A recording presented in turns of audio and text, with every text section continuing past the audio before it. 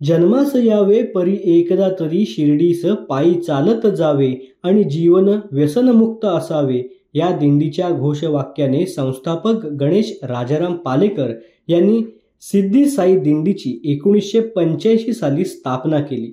त्याचे आज वटवृक्षामध्ये रूपांतर होऊन मुंबई, ठाणे, चिपळूण, रत्नागिरी, सिंधुदुर्ग अशा महाराष्ट्रामधील संपूर्ण जिल्ह्यात तसेच सुरत, गुजरात, मध्य प्रदेश आणि गोवा येथे आज दिंडीच्या विस्तारित शाखा कार्यरत झाल्याचं पाहायला मिळतंय।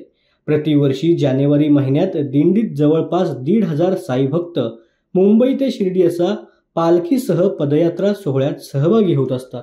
गोव्यावर येणारी, चिपळूणवरून येणारी, रत्नागिरी, राजापूर अशा संख्येने आम्ही सगळे इकडनं मुंबई ते शिर्डी हा मोठा असा प्रवास आम्ही करतो। आणि या दिंडीचं मेन वैशिष्ट्य म्हणजे जीवनास यावे परी एकदा शिर्डीत चालत जावे आणि जीवन व्यसनमुक्त असावे। यंदा देखील शनिवारी 17 जानेवारी रोजी सायंकाळी बोलो साईराम, बोलो साई श्याम, साई बाबा की जय असा जयघोष करत परळच्या हाफनिक संस्थेच्या निसर्गरम्य परिसरामधील साईबाबा मंदिरात साईबाबांच्या विलोभनीय मूर्तीची भाविक गणेश पालेकर यांनी सपत्नी पूजा अर्चा केल्यानंतर साईंच्या पालखीमधील बाबांच्या तसबिरीचे पालखीसह पूजन करून साईबाबांचा जयघोष करीत महाआरती, दीप नमस्कार आणि मिष्टान्न प्रसाद अर्पण करून पालखीला आरंभ झाला।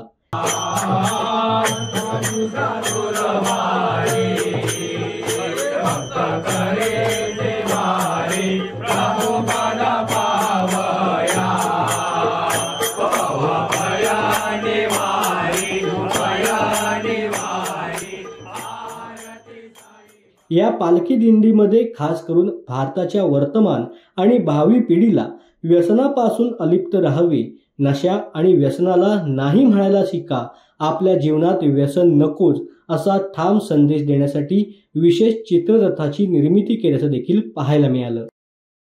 या व्यसनमुक्तीचा संदेश देत या ठिकाणी मी चिलीत बोलते हा विषय आम्ही चित्रित केलेला आहे। पालेकर साहेबांचं मार्गदर्शन आहे आणि आपण या व्यसनाला लागून आणि कोणतेही व्यसन न करता या सिद्धी साई दिंडीच्या मंडळात आणि पालेकर साहेबांच्या मार्गदर्शनाखाली राहून आपण या दिंडीत यावं आणि आपलं जीवन व्यसनमुक्त करावं। साईबाबांची विधिवत भावनिकतेने पूजा अर्चा करून आता पाऊले चालती शिर्डीची वाट असं म्हणून परळ येथून साई भक्तांच्या पायी दिंडीचे शिर्डीकडे प्रस्थान झाल्याचं देखील पाहायला मिळतंय।